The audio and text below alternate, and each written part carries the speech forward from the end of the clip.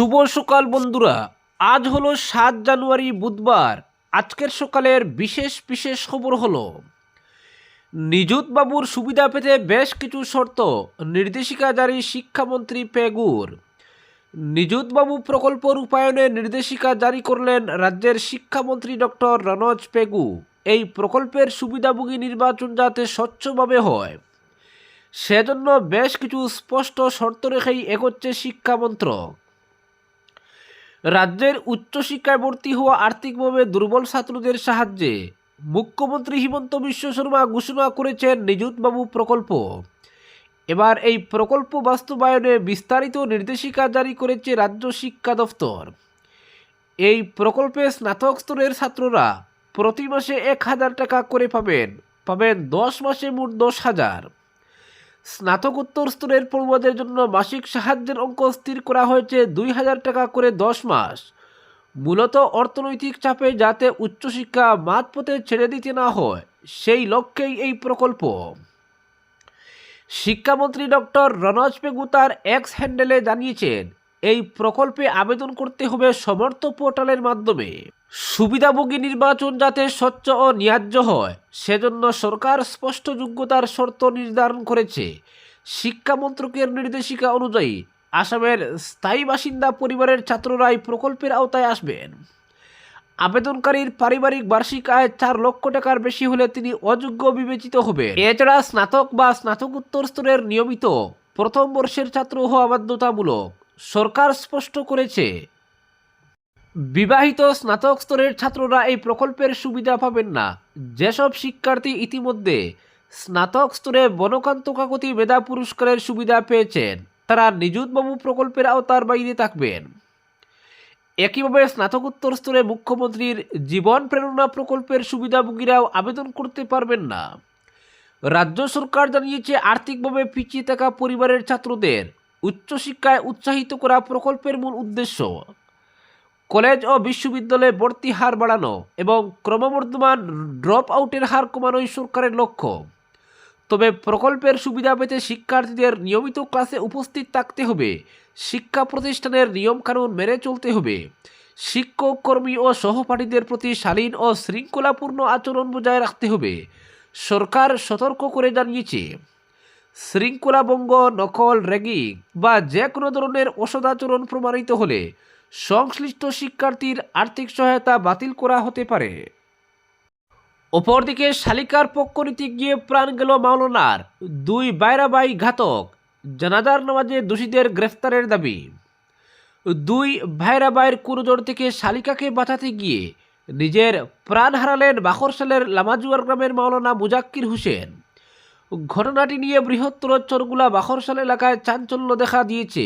নিহত মাওলানা মুজাক্কির ত্রিপুরার একটি মাদ্রাসায় কর্মরত ছিলেন। এই ঘটনা নিয়ে নিলামবাজার থানায় মামলা হয়েছে। ঘটনার বিবরণ মতে, লামাজুয়ারের মাওলানা মুজাক্কির এবং নাজিমউদ্দিন ও খায়রুল ইসলাম বিয়ে করেন কালীগঞ্জ বালিয়ার আমডহরে একই বাড়ির 3 মেয়েকে। কিন্তু এক সময় দেখা যায় নাজিম ও খায়রুলের কুনজর পড়ে ঘরে থাকা এক শালিকার উপর। তারা বিভিন্ন সময় শালিকাকে মোবাইলে অশ্লীল মেসেজ বা শ্বশুর বাড়িতে এলে কুপ্রস্তাব দিয়ে থাকেন। এক সময় শালিকা বাধ্য হয়ে বিষয়টি ভগ্নিপতি মুজাক্কিরের কাছে বলেন, আর এই বলাটাই কাল হয়ে দাঁড়ায় মুজাক্কিরের জীবনে। তিনি বিষয়টি শুনে 2 বাইরা ভাইকে কিছুটা ধমক দেন। তখনকার মতো তারা বিষয়টি মেনে নিলেও মাওলানার বদলা নিতে ফন্দি আটেন। সেই মতে গত 29 ডিসেম্বর রাতে শ্বশুরবাড়ির গ্রামের মসজিদে ওয়াজের নিমন্ত্রণ করে কৌশলে মুজাক্কিরকে এনে রাতের অন্ধকারে বেধড়ক মারপিট করে আধমরা অবস্থায় ক্ষেতের মাঠে ফেলে রেখে যান।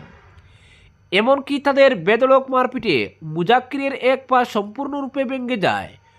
গভীর রাতে বিষয়টি গ্রামের বিডিপি সম্পাদকের নজরে এলে তিনি গ্রামবাসীকে নিয়ে মুজাক্কিরকে উদ্ধার করে করিমগঞ্জ সিভিল হাসপাতালে পাঠান। কিন্তু তার অবস্থা গুরুতর হয় সেখান থেকে ওই দিন রাতে শিলচর মেডিকেল কলেজে হস্তান্তরিত করা হয়।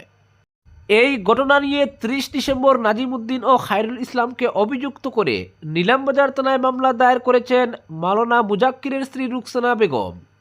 এদিকে 5 দিন ধরে মেডিকেলের আইসিইউতে রেখে মুজাক্কিরের চিকিৎসা চললেও চিকিৎসকদের সব চেষ্টা ব্যর্থ করে দিয়ে সোমবার বিকেলে মৃত্যুর কোলে ঢলে পড়েন তিনি।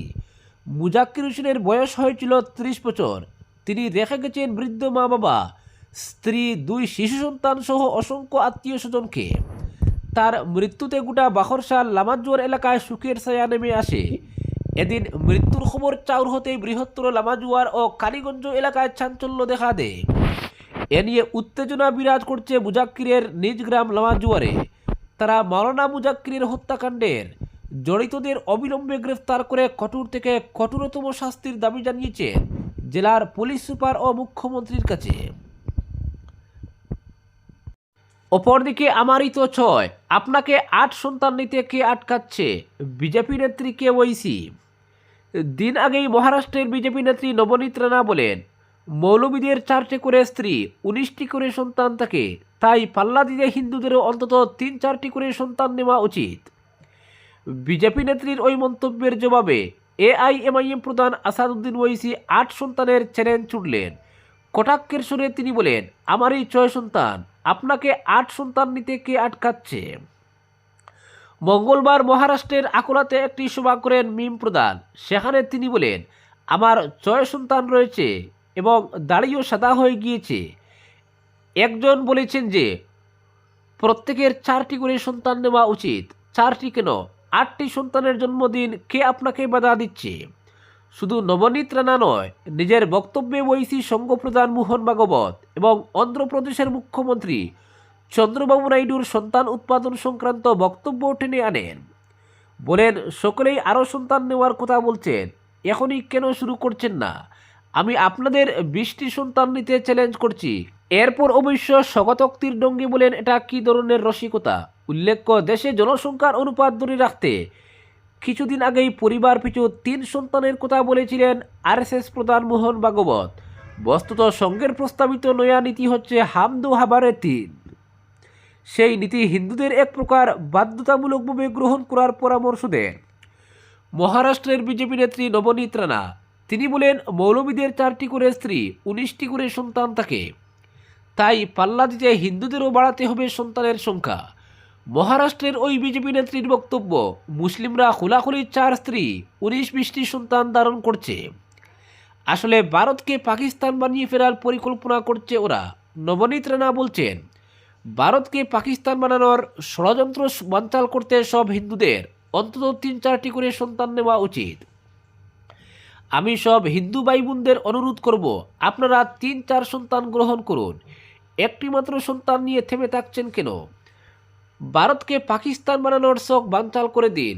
বস্তুত নবনীত যে কথা বলছেন সেটা আরএসএসের এজেন্ডারই প্রতিফলন। কিছুদিন আগে সরসংঘ প্রধান মোহন ভাগবত এক সভায় বলেছেন, ভারতের জনসংখ্যা নিজে 2.1 সন্তান জন্মের পরামর্শ হয়। তবে এর অর্থ একটি পরিবারে 2টি নয় 3টি সন্তান থাকা উচিত। প্রতিটি নাগরিকের লক্ষ্য হওয়া উচিত তার পরিবারে যেন 3 সন্তান থাকে। সংঘ প্রধানের বক্তব্য, জনসংখ্যা দেশের সম্পদ, তাই সেটার হার যাতে কমে না যায় তা নিশ্চিত করা নাগরিকদের কর্তব্য। তারও মূল উদ্দেশ্য ছিল হিন্দুদের মধ্যে বেশি সন্তানের আগ্রহ তৈরি করা। একই সুরে কথা বলছেন নবনীত রানা, যা নিয়ে বিতর্ক চরমে। কংগ্রেস নেতা মনিরাম ঠাকুর বলেছেন, এই ধরনের কথা স্রেফ বিদ্বেষ আর কুসংস্কার থেকে বলা, এর কোনো বৈজ্ঞানিক ভিত্তি নেই। জনসংখ্যা বা সন্তান ধারণ সবটাই নির্দিষ্ট বৈজ্ঞানিক পদ্ধতি অনুযায়ী হওয়া উচিত। কংগ্রেস নেতার বক্তব্য, সঙ্গের আদর্শ চাপিয়ে দেশকে পিছিয়ে দিতে চাইছে বিজেপি। অপরদিকে সরকারি আইনজীবীর দল ফাস্ট ট্র্যাক কোর্ট গঠন করুন, হিমন্তকে গরিমা, জুবিনের মৃত্যুর দ্রুত ন্যায় বিচার চেয়ে মুখ্যমন্ত্রীকে চিঠি। কিংবদন্তি জুবিন গর্গের মৃত্যুর বিচার প্রক্রিয়া দ্রুত সম্পন্ন করতে অভিজ্ঞ আইনজীবীদের নিয়ে স্পেশাল প্রসিকিউটর টিম গঠন এবং বিশেষ আদালতের ব্যবস্থা করার দাবি উঠল। এ নিয়ে মুখ্যমন্ত্রী ডক্টর হিমন্ত বিশ্ব শর্মার কাছে এক চিঠি পাঠিয়েছেন জুবিনের স্ত্রী গরিমা শইকিয়া গর্গ এবং তার পরিবারের সদস্যরা। এতে তারা উল্লেখ করেছেন, গত বছর 29 সেপ্টেম্বর ঘটে যাওয়া অভাবনীয় এবং সবচেয়ে সর্বনাশী ঘটনা তাদের পরিবারকে সর্বশান্ত করে দিয়েছে। তারা এখনও এই আঘাত নিয়েই স্থবির হয়ে রয়েছেন। চিঠিতে উল্লেখ করা হয়েছে, ঘটনাটির পর থেকে আমরা অনুধাবন করছি যে আসাম সরকার গুরুত্বপূর্ণ ভূমিকা নিয়ে কাজ করছে। এসআইটি গঠন করে এক দীর্ঘ তদন্ত প্রক্রিয়ার পর নির্দিষ্ট সময়ের মধ্যে চার্জশিট দাখিল করা হয়েছে। জুবিন গর্গের সঙ্গে কেউ কখনো কল্পনা করতে না পারা একটি শব্দ যোগ হয়েছে হত্যা। চার্জশিটে বহু সাক্ষ্য ও প্রমাণ সহ বিস্তৃত এবং স্পষ্টভাবে একথা প্রকাশ পেয়েছে। ইতিমধ্যে আদালতে শুনানি প্রক্রিয়া শুরু হয়েছে, তাই সম্পূর্ণ ন্যায় প্রক্রিয়া এখন আদালতের মাধ্যমেই এগিয়ে যাবে। চিঠিতে জুবিনের পরিবারের সদস্যরা উল্লেখ করেছেন, মুখ্যমন্ত্রী পরিবার ও জনসাধারণকে জুবিন গর্গকে উচিত ন্যায় প্রদান করা হবে বলে বিভিন্ন সময় ঘোষণা করে আসছেন, আশ্বাস প্রদান করেছেন। নতুন বছরের প্রথম দিন পুরো আইনি প্রক্রিয়া সফল করার উদ্দেশ্যে একটি স্পেশাল প্রসিকিউটর টিম গঠন করার পাশাপাশি প্রক্রিয়াটি ক্ষিপ্রতর করে তুলতে একটি বিশেষ আদালতের জন্য হাইকোর্টে আবেদন জানানোর কথা ঘোষণা করেছিলেন। চিঠিতে বলা হয়েছে, যেহেতু আদালতে ইতিমধ্যে শুনানি শুরু হয়েছে এবং দেখা গেছে যে অভিযুক্তদের প্রত্যেকেই আত্মরক্ষার জন্য দেশের প্রথম সারির খ্যাতিসম্পন্ন এবং অভিজ্ঞ আইনজীবী নিয়োগ করেছেন, এমন ক্ষেত্রে জুবিন গর্গ যাতে উচিত ন্যায় পান, এজন্য সরকার পক্ষেও একটি অধিক শক্তিশালী এবং অভিজ্ঞ আইনজীবীদের টিম নিয়োগ করার প্রয়োজন এবং সময় এসে পড়েছে। আদালতে আইনি লড়াই শক্তিশালী করতে হলে অতি শীঘ্রই যথেষ্ট অভিজ্ঞ ফৌজদারি আইনের সঙ্গে জড়িত আইনজীবীদের নিয়ে পাবলিক প্রসিকিউটর টিম নিয়োগ করা আমাদের দৃষ্টিতে এবং জনসাধারণের দৃষ্টিতে এই সময় অত্যন্ত প্রয়োজনীয়। সমান্তরালভাবে ন্যায় প্রক্রিয়া ক্ষিপ্র গতিতে এগিয়ে নিয়ে যেতে একটি বিশেষ আদালতেরও প্রয়োজন। অন্যথায় তদন্তে উল্লেখিত প্রায় 394 জন সাক্ষীর সাক্ষ্য গ্রহণ করে অন্য প্রয়োজনীয় পদক্ষেপগুলি গ্রহণ করতে আদালতে 1 দশক সময় লেগে যাবে। মুখ্যমন্ত্রীর কাছে পাঠানো চিঠিতে জুবিনের পরিবারের সদস্যরা বলেছেন, আমরা একান্তভাবে চাই এবং জনসাধারণও চান জুবিন গর্গকে যতটা শীঘ্রই সম্ভব ন্যায় প্রদান করা হোক। জুবিন গর্গকে ন্যায় পেতেই হবে, অন্যথায় সাধারণ মানুষের ন্যায়ের প্রতি আস্থা হারিয়ে যাবে। আমরা ন্যায় ব্যবস্থার উপর সম্পূর্ণ আস্থা রেখে আইনের গণ্ডির মধ্যে থেকেই এই বিচার প্রক্রিয়ায় প্রয়োজনীয় সব ধরনের সহযোগিতা করছি এবং পরবর্তী সময়ে করে যাব। পাশাপাশি সুচারুভাবে এবং যতটা সম্ভব ক্ষিপ্রতার সঙ্গে এই আইনি প্রক্রিয়াটি সম্পূর্ণ হোক তাও চাইছি। আজকের বিশেষ সংবাদ এখানেই সমাপ্ত।